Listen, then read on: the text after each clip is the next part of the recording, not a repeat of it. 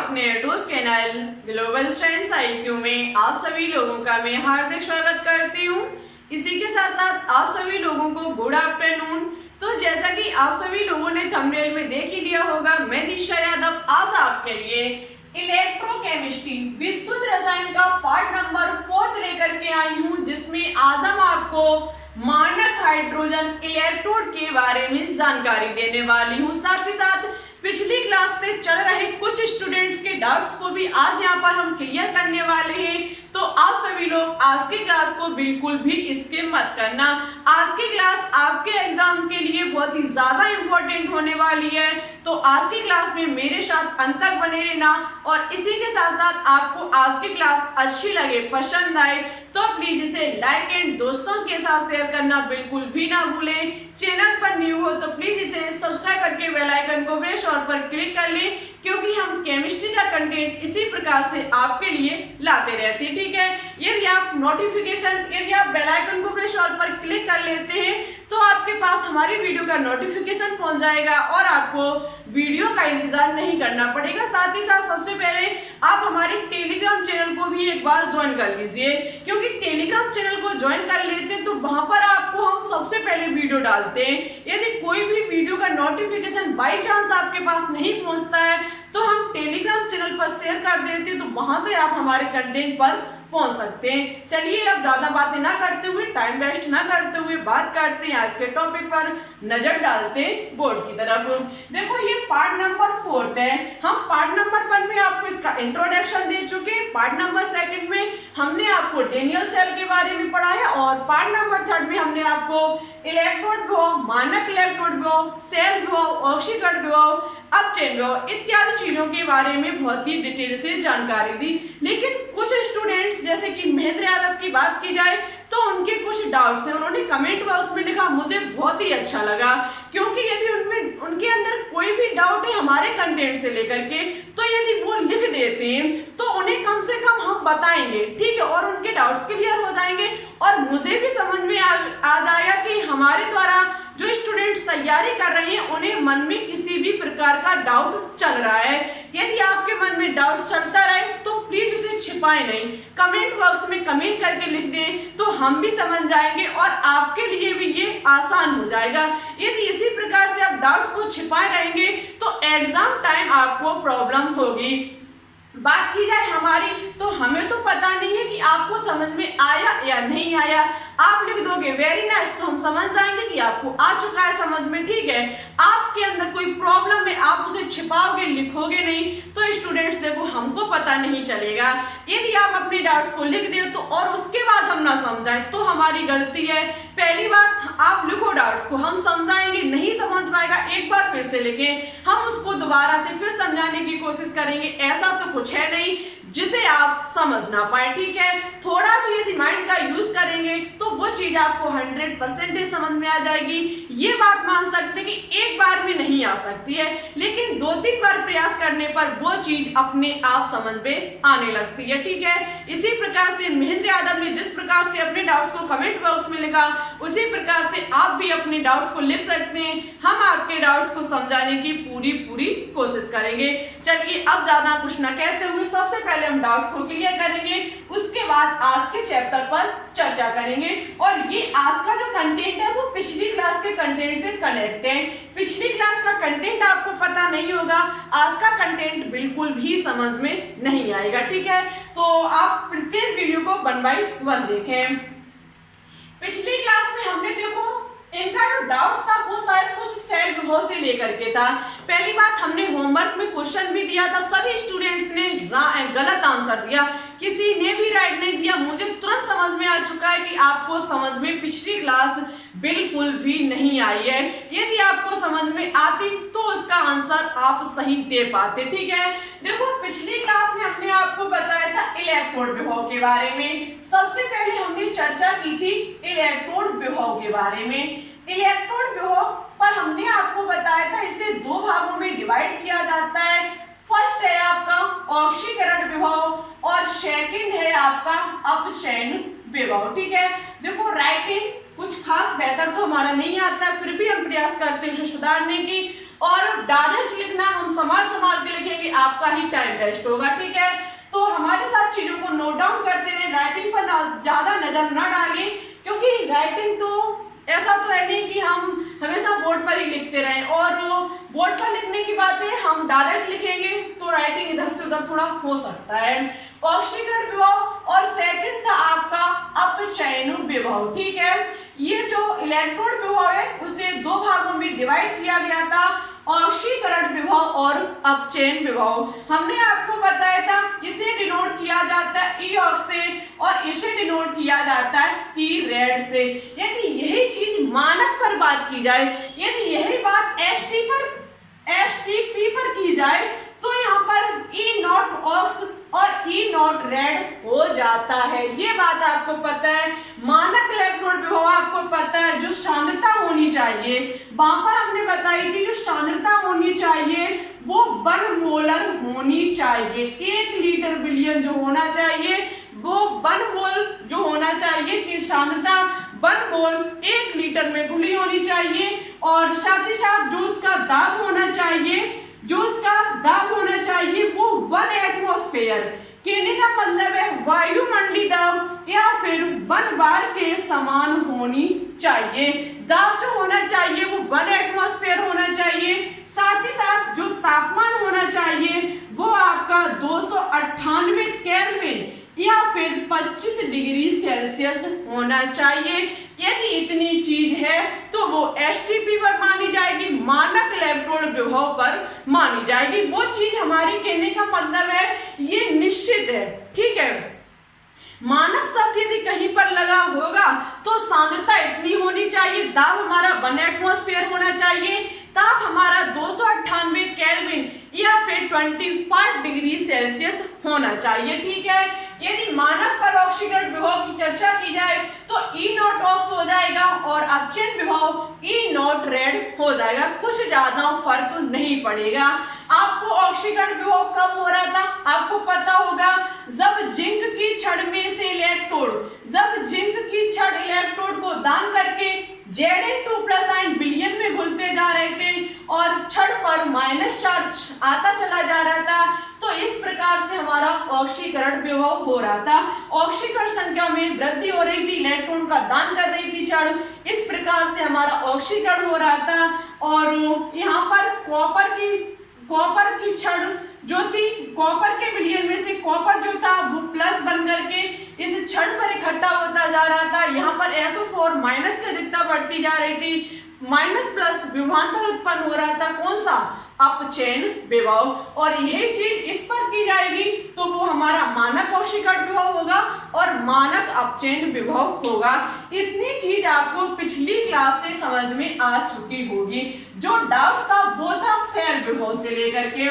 देखो ये स्टूडेंट्स आपको पता है, हम आपको बता देते हैं, डेनियल सेल जब हमने आपको पढ़ाई थी, एक तरफ हमने लिया था जिंक का इलेक्ट्रोड और एक तरफ लिया था हमने कॉपर का इलेक्ट्रोड, ठीक है।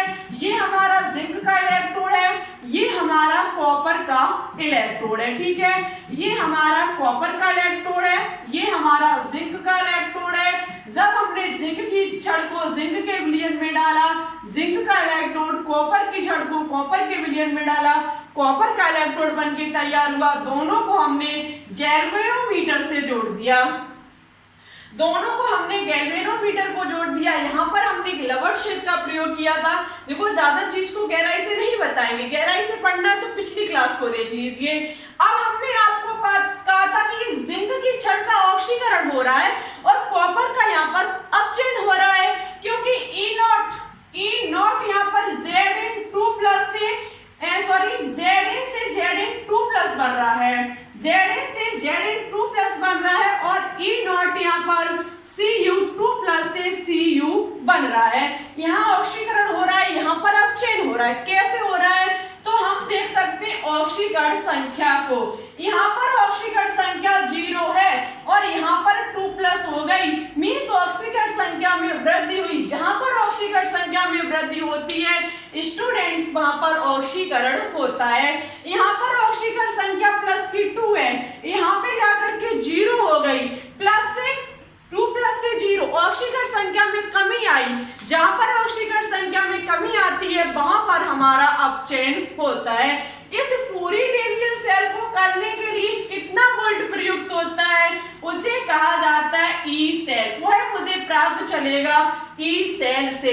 ई सेल बराबर होता है ई कैथोड माइनस की ई एनोड, ई कैथोड माइनस की ई एनोड। लेकिन एक बात आपको दिल में छिपा करके रखनी है कि कैथोड हो चाहे एनोड, दोनों तरफ हमें अपचयन ही लेना होगा। हर हालत में मुझे दोनों तरफ अपचयन ही लेना होगा। यहाँ पर हमने बताया था कि जिंक का औशीकरण विभव जो होगा वो 0.76 वोल्ट होगा, जबकि यहाँ पर इसका जो शेल विभव होगा और अपचयन विभव जो होगा वो यहाँ पर 0.34 वोल्ट होगा। ये चीज कैसे निकल के आई, हमने ये डायरेक्ट बता दिया। ये चीज कहाँ से निकल के आई, मानक हाइड्रोजन इलेक्ट्रोड के अंतर्गत पढ़ाया जाएगा, लेकिन सबसे पहले इस चीज पर हम चर्चा करेंगे। ठीक है, चलिए डाउट्स को करेंगे अब खत्म। कॉपी पेन साथ लेकर के बैठे, माइंड को थोड़ा स्ट्रॉन्ग बना करके रखें, एकदम स्ट्रेट माइंड बोर्ड की तरफ होना चाहिए। ठीक है, और दिमाग जो पूरी तरीके से आपका बोर्ड की तरफ होना चाहिए, जिससे कि आपका डाउट्स क्लियर हो जाए। आपको ओनली एक चीज याद रखनी है, ई नॉट सेल बराबर ई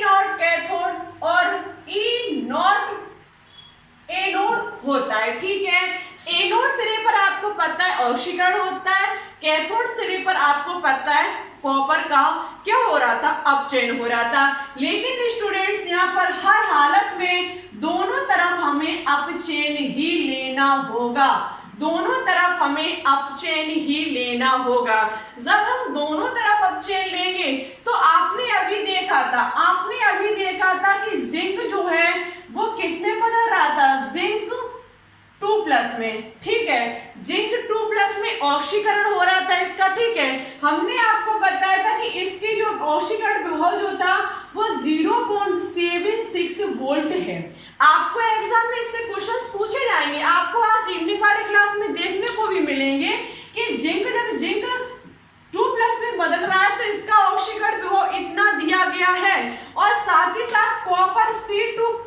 से Cu में बदल रहा है, इसका जो ऑक्सीकरण विभव है वो स्टूडेंट्स 0.34 वोल्ट है। इतना आपको एग्जाम में दिया जाएगा, पूछा जाएगा इसका सेल विभव ज्ञात कीजिए। इसका सेल विभव ज्ञात करने के लिए सबसे पहले जिंक का क्या हो रहा है, यहाँ पर ऑक्सीकरण। यहाँ पर यदि इस प्रकार से लिखा होता Zn2+ बदल रहा है Zn में, तो स्टूडेंट इसका अपचयन होता। क्यों होता, क्योंकि यहाँ पर ऑक्सीकरण संख्या +2 है, यहाँ पर 0 हो गई, ऑक्सीकरण संख्या में कमी आई, मींस हमारा क्या होगा, अपचयन। यहाँ पर यदि कोई मान दिया जाता तो वो हमारा अपचयन होता, लेकिन हमें यहाँ पर ऐसा मान नहीं दिया गया, हमें ऑक्सीकरण विभव दिया गया है। तो हम क्या करेंगे, ओनली यहाँ पर माइनस लगा देंगे। इतनी बात आप याद रखना, ऐसा समझ लीजिए कि इसका उल्टा हो जाएगा। Zn2+ को हम क्या कर देंगे, ये इस प्रकार से कर देंगे तो माइनस की 0.76 वोल्ट हो जाएगा। ठीक है, और मुझे ये तो अपचयन दिया ही गया है। इसके बाद जब हम ई नॉट सेल को ज्ञात करेंगे तो ई नॉट कैथोड हो जाए एनोड, हमें लेना है अपचयन। अपचयन हो किसका रहा है, तो स्टूडेंट्स हो रहा है कॉपर का, कितना 0.34 वोल्ट। माइनस एनोड सिरा पर क्या होता है, ऑक्सीकरण, लेकिन हमने इसका अपचयन में मान निकाल लिया है, माइनस की हो जाएगा। जब ये माइनस की हो जाएगा तो ये मान हमारा 1.1 वोल्ट निकल के आएगा। कितना निकल के आएगा, 1.1 वोल्ट निकल के आएगा। इस प्रकार से हम ई सेल का मान निकालते। अब आपका डाउट्स जो था शायद क्लियर हुआ होगा, नहीं हुआ कोई बात नहीं, हम और समझाने का प्रयास करते हैं। जैसे कि कल क्वेश्चन होमवर्क में दिया था, कुछ इस प्रकार से था, बहुत ही ध्यान से हमारे क्वेश्चन को समझना। क्वेश्चन कुछ इस प्रकार से था कि Zn जो है वो Zn2+ बदल रहा है। ठीक है, ये है हमारी कोई शेल, और Pb2+ Pb में बदल रही है। ठीक है, Pb2 2 प्लस पीबी में बदल रही है। साथ ही साथ आपको मान दिया गया था ई नॉट Zn से Zn 2 प्लस बराबर आपको 0.76 वोल्ट और आपको दिया गया था ई नॉट पीबी का मान पीबी 2 प्लस से बदल रहा था 0.13 वोल्ट। आपको ई सेल का मान पूछा गया था। स्टूडेंट्स यहाँ पर आप देख सकते जिंक बदल रहा है 2 प्लस में, यहाँ पर जिंक की ऑक्सीकरण संख्या 0 है, यहाँ पर कितनी हो गई प्लस की 2 मीन्स ऑक्सीकरण संख्या में वृद्धि हुई, क्या होगा ऑक्सीकरण।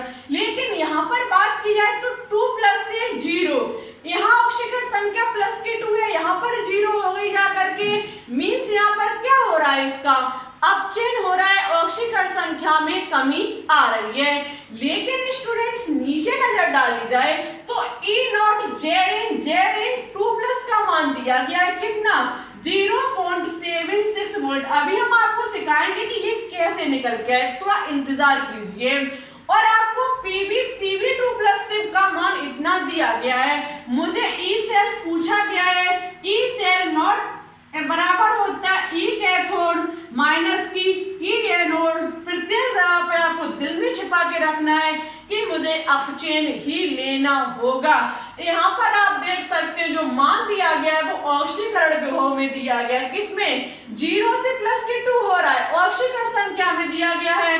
हम इसे यदि चेंज करेंगे किसमें ई नॉट Zn 2 प्लस से Zn में, किसमें कन्वर्ट करेंगे Zn 2 प्लस से Zn में। अब क्या हो रहा है अपचयन, अपचयन यदि मुझे ऐसे करना है तो माइनस की 0.76 वोल्ट करना पड़ेगा। यहाँ पर आप देखेंगे पीबी 2 प्लस में बदल रहा है, यहाँ पर इसका ऑक्सीकरण में मान दिया गया है, यहाँ पर 0 है, यहाँ पर 2 प्लस है। आप यहीं पर मिस्टेक कर गए, आपने इस चीज पर बिल्कुल भी नजर नहीं डाली, आपने इसे अपचयन माना। इसकी चीज को भी आपको उल्टा करना पड़ेगा, पीबी 2 प्लस आपको पीबी में करनी होगी। क्यों करनी होगी, क्योंकि दोनों मान मुझे अपचयन में लेने। वैसे मुझे पता है पीबी का अपचयन हो रहा है, जिंक का ऑक्सीकरण हो रहा है, लेकिन मुझे मान जो दिए गए वो ऑक्सीकरण विभव में दिए गए, इसलिए बदलने के लिए यहाँ पर माइनस की हमारा 0.13 वोल्ट हो जाएगा।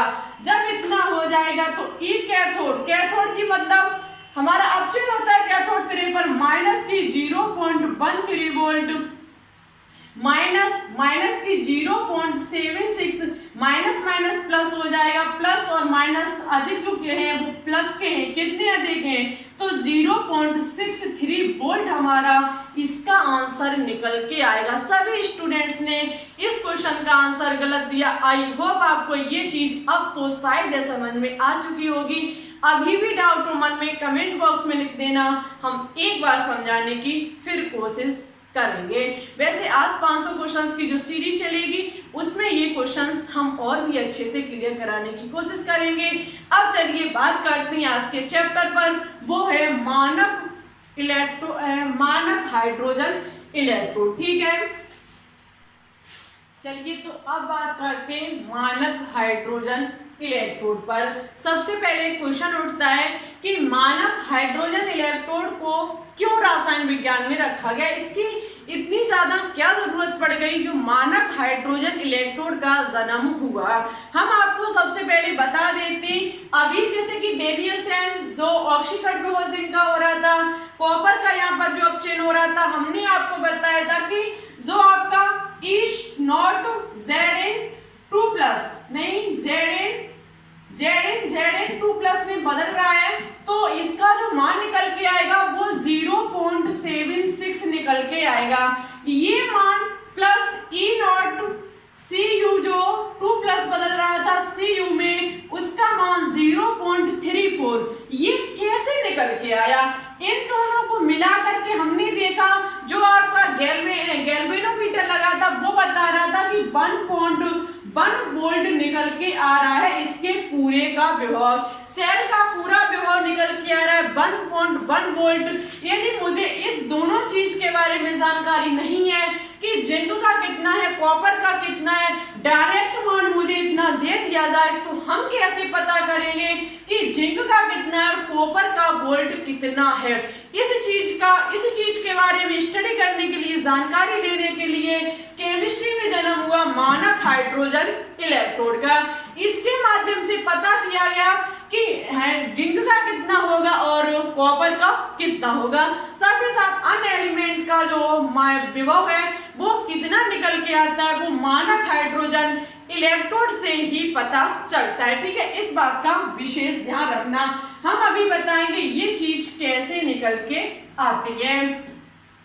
देखो, सबसे पहले ये जो मानक हाइड्रोजन इलेक्ट्रोड है इसे शॉर्ट में SHE भी कहा जाता है। ठीक है, SHE भी कहा जाता है। देखो, हम इसमें क्या करेंगे, हाइड्रोजन का इलेक्ट्रोड बनाएंगे, वो भी मानक स्थिति पर। ठीक है, हाइड्रोजन का इलेक्ट्रोड बनाने के लिए आपको क्या करना पड़ेगा, हाइड्रोजन का सबसे पहले विलयन बनाना होगा। हाइड्रोजन का विलयन जो है वो हम ले लेते हैं हाइड्रोक्लोरिक अम्ल। क्या मान लेते हैं, हाइड्रोजन का जो विलयन है वो हमारा HCl है। ठीक है, जब हमने इसका विलयन ले लिया तो हाइड्रोजन की छड़ को हमें इस विलयन में डुबोना होगा। लेकिन आपको पता होना चाहिए हाइड्रोजन हमारी एक गैस होती है, इसकी छड़ कहाँ से आएगी। हाइड्रोजन एक गैस होती है, इसकी छड़ लाना नामुमकिन है क्योंकि गैस की हम छड़ नहीं बना सकते। तो हमें क्या करेंगे, यहाँ पर एक प्लेटिनम की छड़ को डाल देंगे। जब यहाँ पर हम एक प्लेटिनम की छड़ को लटका देंगे और क्या करेंगे, इसके सहारे से एक ट्यूब लगा देंगे। इसके सहारे से हम क्या करेंगे, एक ट्यूब लगा देंगे और इसके माध्यम से हाइड्रोजन गैस को प्रवेश करेंगे। ठीक है, ये हमारी प्लेटिनम की धातु लगी हुई है। आप कह सकते हो कि ये प्लेटिनम की धातु के साथ क्रिया कर लेगा हाइड्रोजन गैस, तो समझ लीजिए प्लेटिनम की धातु हमारी अक्रिय होती है, ये किसी के साथ क्रिया नहीं करती है, ये एक हमारी अक्रिय धातु होती है। हम क्या करेंगे, हाइड्रोजन का हमें इलेक्ट्रोड बनाना है, हाइड्रोजन की छड़ को मुझे डुबाना होगा हाइड्रोजन के विलयन में, लेकिन हाइड्रोजन की छड़ कभी भी हम नहीं ला सकते। जब हम इसको नहीं ला सकते तो हम क्या करेंगे, हाइड्रोक्लोरिक अम्ल में एक प्लेटिनम की छड़ डालेंगे, प्लेटिनम की छड़ पर हम एक ट्यूब को लटकाएंगे और उसके माध्यम से हाइड्रोजन गैस को प्रवेश करेंगे, जो वो यहाँ से आता हुआ इसमें एंट्री कर लेगा। अब आप यहाँ से दो खास बातों का ध्यान रखेंगे। दो खास बातें क्या है कि ये हमारी हाइड्रोजन गैस एनोड की तरह भी कार्य कर सकती है और ये हाइड्रोजन गैस हमारी कैथोड की तरह भी कार्य कर सकती है। आप क्वेश्चन उठा सकते हो किस प्रकार से, तो देखो हम आपको बता देते हैं, ये एनोड की तरह यदि कार्य करेगी तो यहाँ पर क्या होगा कि ये हाइड्रोजन गैस अपने में से दो इलेक्ट्रोड का दान करके H+ बना लेगी। ऑक्सीकरण संख्या मीन्स यहाँ पर हमारी प्लस की बन हो रही है, ऑक्सीकरण संख्या में वृद्धि हो रही है, एनोड से पर इसका ऑक्सीकरण हो रहा है।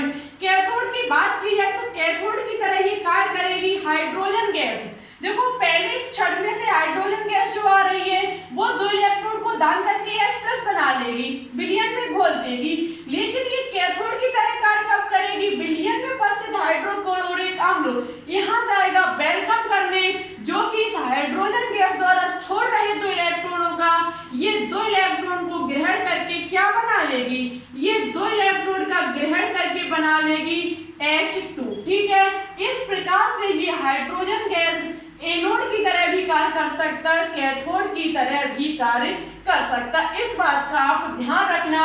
ये हमारी मोटी मोटी बात हो गई फर्स्ट। ठीक है, अब इसकी सेकंड खास बात जो है वो मान लीजिए IUPAC नाम का एक बंदा था, मान लीजिए रासायनिक विज्ञान में कोई IUPAC नाम का एक बंदा था, उसने डायरेक्ट बोल दिया करके कि माना कि, देखो माना कि लगा हुआ है, माना कि इस SHE का जो विभव है वो 0 वोल्ट लिया जाएगा।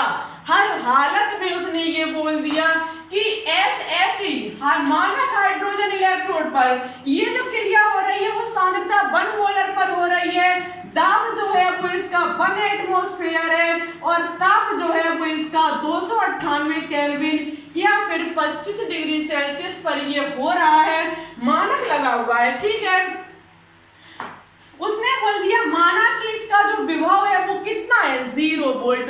इसका जो विभव निकल के आएगा, इसका जो विभव निकल के आएगा, क्षण और इस बिलियन के बीच का जो विभव निकल के आएगा वो हमारा 0 वोल्ट निकल के आएगा।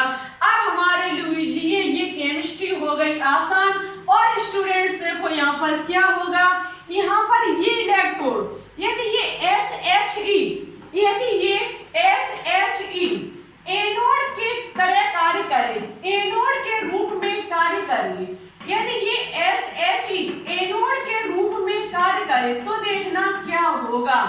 यदि ये एनोड के रूप में कार्य करे, हमको पता है हाइड्रोजन का हमने इलेक्ट्रोड बना लिया और बनाने के बाद हमने ये भी जान लिया ये एनोड की तरह भी कर सकता है, कैथोड की तरह भी कार्य कर सकता है। साथ ही साथ IUPAC नाम के एक बंदे ने ये भी कह दिया कि इसकी जो वोल्ट होगा, SHE का जो वोल्ट होगा वो 0 वोल्ट होगा, इसका जो विभव होगा वो 0 होगा। ठीक है, यदि हम इसे एनोड की तरह कार्य कराएं तो देखना एनोड की तरह इधर ही तो कार्य करेगा, इधर हमारा कैथोड सिरा होगा। ठीक है, एनोड की तरह ये कार्य करेगा। HCl का बिलियन भरा हुआ है, इसमें प्लेटिनम की छड़ लटकी हुई है, इसमें हम क्या करेंगे हाइड्रोजन गैस को प्रवेश कराएंगे। हाइड्रोजन गैस को प्रवेश कराएंगे, कॉपर की छड़ लेंगे, कॉपर के CuSO4 बिलियन में डुबोएंगे।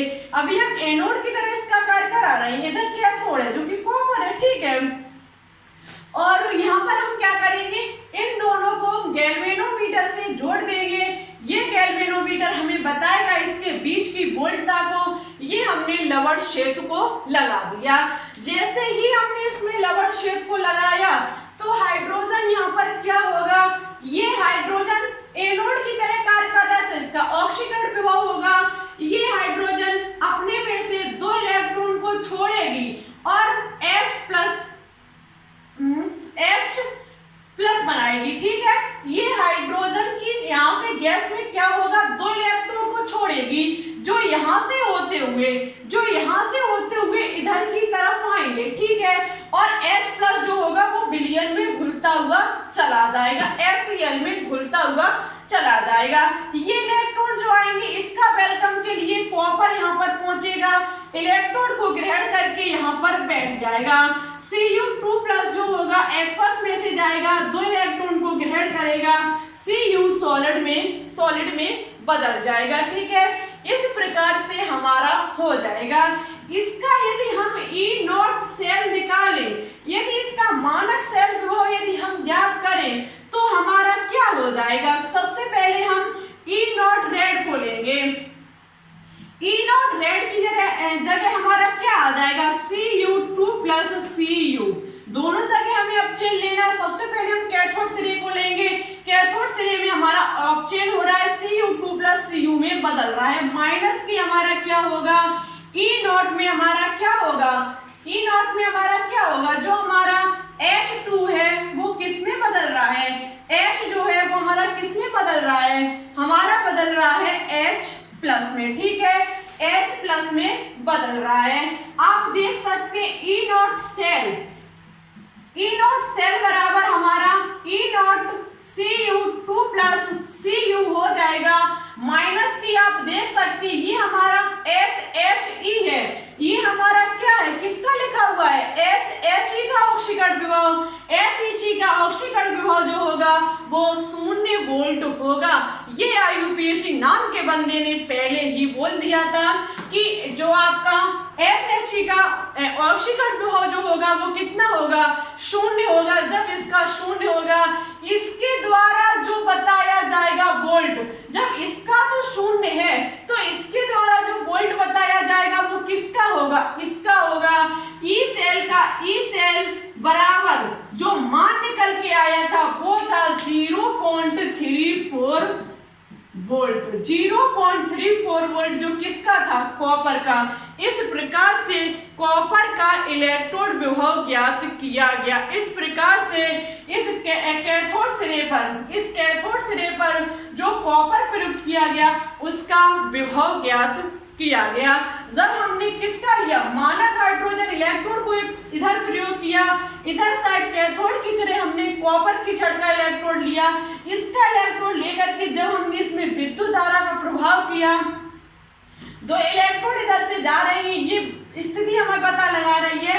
ई सेल बराबर हमारा जब ये निकल के आया, एक तरफ कैथोड एक तरफ हमारा क्या होगा, एनोड। एनोड एनोड हिस्से पर हमारा SH ही है, जिसका ऑक्सीकरण विभव 0 होगा। इसके बाद जो भी यहाँ पर वैज्ञानिकों ने देखा निकल के आया वो 0.34 वोल्ट निकल के आया। अब आपका डाउट खत्म हो गया होगा कि ये आपने डायरेक्ट क्यों लिखा था। आपको हमने ये बताया कि ये किस प्रकार से वैज्ञानिकों ने ज्ञात किया होगा। उन्होंने ये कहने का मतलब है ये स्थिति प्रयुक्त की होगी, तब इस चीज को उन्होंने निकाला होगा, तब जाकर के ये चीज निकल के आई। अब हमारे पास तो गैल्वेनोमीटर है नहीं जो हम आपको निकाल के बता दें।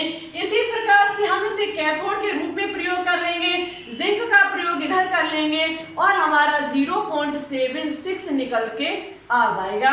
इस प्रकार से ऐसे करके हमारा ऑक्सीकरण विभव और अपचयन विभव ज्ञात किया जाता है SHE को लेकर के। आई होप आपको समझ में आ चुका होगा। मन में किसी भी प्रकार का डाउट हो कमेंट बॉक्स में कमेंट करके बता देना, हम आपको नेक्स्ट क्लास में समझाने की पूरी कोशिश करेंगे। साथ ही साथ आपको एक क्वेश्चन होमवर्क में दे रहे हैं, जिसका आंसर आपको हमारे कमेंट बॉक्स में कमेंट करके बताना होगा। यदि क्वेश्चन है हमारा Na बदल रहा है Na2+ में, साथ ही साथ यहाँ पर क्या हो रहा है Ag+ बदल रहा है Ag में, और आपको दिया गया है E0 Na2+ जो है वो Na में बदल रहा है और E0 Ag+ में बदल रहा है। आपको यहाँ पर दोनों के मान 0.25 वोल्ट और 0.80 वोल्ट दिए गए हैं। ई सेल का मान क्या निकल के आएगा आपको हमारे कमेंट बॉक्स में कमेंट करके बताना होगा। ये जो अपचयन विभव ऑक्सीकरण विभव किसके कितने होते हैं एक श्रेणी के माध्यम से हम आपको समझा देंगे, लेकिन आज की क्लास में ओनली समझाने का इरादा ये था कि ये मान निकल के आते कहाँ से हैं। आपको क्वेश्चन एग्जाम में पूछा जा सकता है कि ऑक्सीकरण विभव और अपचयन विभव का मान निम्नलिखित में से कहाँ से ज्ञात किया जाता है, तो मानक हाइड्रोजन इलेक्ट्रोड के द्वारा ज्ञात किया जाता है। आई होप आपको आज की क्लास अच्छी लगी होगी, पसंद आई भी होगी। अच्छी लगी पसंद आए तो प्लीज इसे लाइक एंड दोस्तों के साथ शेयर करना बिल्कुल भी ना भूलें। अभी भी आपके मन में किसी भी प्रकार का डाउट हो कमेंट बॉक्स में कमेंट करके बता दें, हम उसको नेक्स्ट क्लास में दूर करने की पूरी कोशिश करें। इवनिंग में एक दिन ऑर्गेनिक केमिस्ट्री, एक दिन 500 क्वेश्चंस की सीरीज चलाई जाएगी। ऑर्गेनिक केमिस्ट्री हमने कल कराई थी, आज आपको 500 क्वेश्चंस की सीरीज देखने को मिलेगी। इसी प्रकार से अपना सपोर्ट और प्यार दिखाते रहिए। चैनल पर न्यू हो तो प्लीज इसे सब्सक्राइब करके बेल आइकन को प्रेस ऑल पर क्लिक कर लें, क्योंकि केमिस्ट्री के कंटेंट हम इसी प्रकार से बनाते रहते हैं। चलिए ज्यादा कुछ न कहते हुए वीडियो को यहीं पर समाप्त करते हैं। अच्छी लगे तो शेयर करना बिल्कुल भी ना भूलें, चैनल को सपोर्ट करते रहें। Thanks for watching this video. जय हिंद, जय भारत।